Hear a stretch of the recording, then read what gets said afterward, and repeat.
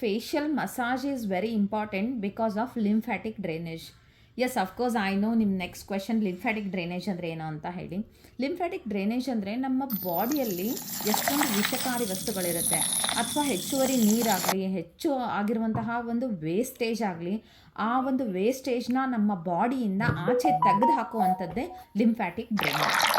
ಅದರಿಂದಾಗಿ ಏನಾಗುತ್ತೆ ಅಂತಂದರೆ ನಿದ್ರೆ ಕೊರತೆ ಆಗೋದು. ನೋಡ್ತಿರ್ಬೋದು ನೀವು ಎಷ್ಟೋ ಜನ ಬೆಳಗ್ಗೆಯಿಂದ ಸಂಜೆ ತನಕ ಕೆಲಸ ಮಾಡಿದ್ರು ಕೂಡ ನೈಟ್ ನಿದ್ದೆ ಬರ್ತಾ ಇರಲ್ಲ ಅವ್ರಿಗೆ.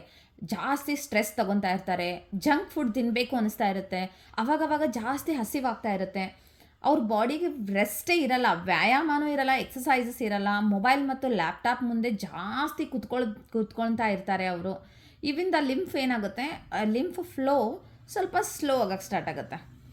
ಇದರಲ್ಲೇ ನೀವು ಜಾಸ್ತಿ ಜನಗಳನ್ನು ನೋಡಿರಬಹುದು, ಮುಖ ಊದ್ಕೊಂಡಿರಂಗಿರುತ್ತೆ, ರೌಂಡ್ ಮೂನ್ ಫೇಸ್ ಇರುತ್ತೆ, ಮುಖ ಕಣ್ಣು ಮೂಗು ಬಾಯಿ ಅಷ್ಟೇ ಸ್ವಲ್ಪ ಎದ್ದು ಕಾಣಿಸ್ತಾ ಇರುತ್ತೆ, ಇಲ್ಲಾಂದರೆ ಫುಲ್ ಮೂನ್ ಥರ ಕಾಣಿಸ್ತಾ ಇರುತ್ತೆ. ಕಣ್ಣು ಕೆಳಗೆ ಬ್ಯಾಗ್ಸ್ ಕ್ರಿಯೇಟ್ ಆಗಿರುತ್ತೆ ಆ್ಯಂಡ್ ಡಬಲ್ ಚಿನ್ ಬಂದಿರುತ್ತೆ. ಸೊ ಚರ್ಮನೂ ಕೂಡ ನಿಮಗೆ ಡಲ್ ಆಗಿ ಕಾಣಿಸ್ತಾ ಇರುತ್ತೆ ಅವ್ರದ್ದು.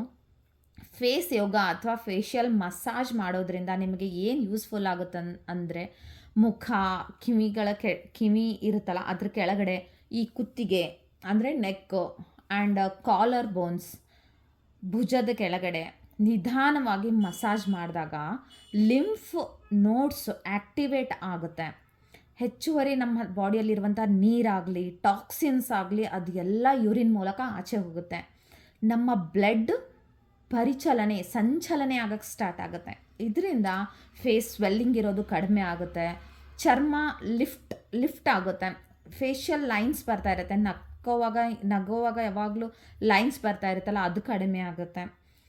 ನ್ಯಾಚುರಲ್ ಆಗಿ ನಿಮ್ಮ ಫೇಸಲ್ಲಿ ಒಂದು ಗ್ಲೋ ಬರುತ್ತೆ, ಮುಖ ಫುಲ್ ತಾಜಾ ಆಗಿ ನ್ಯಾಚುರಲಾಗಿ ಕಾಣಿಸುತ್ತೆ. ಮೇನ್ ಏನಂದರೆ ಲಿಂಫ್ಯಾಟಿಕ್ ಡ್ರೈನೇಜಿಂದ ಜೋರಾಗಿ ಮಸಾಜ್ ಮಾಡಬಾರ್ದು. ಲಿಂಫ್ ಡ್ರೈನೇಜ್ ನಾನು ಮಾಡಿಬಿಡ್ತೀನಿ ಅಂತ ಸ್ಲೋ ಆಗಿ ಮೃದುವಾಗಿ ಮಾಡಬೇಕಾಗುತ್ತೆ.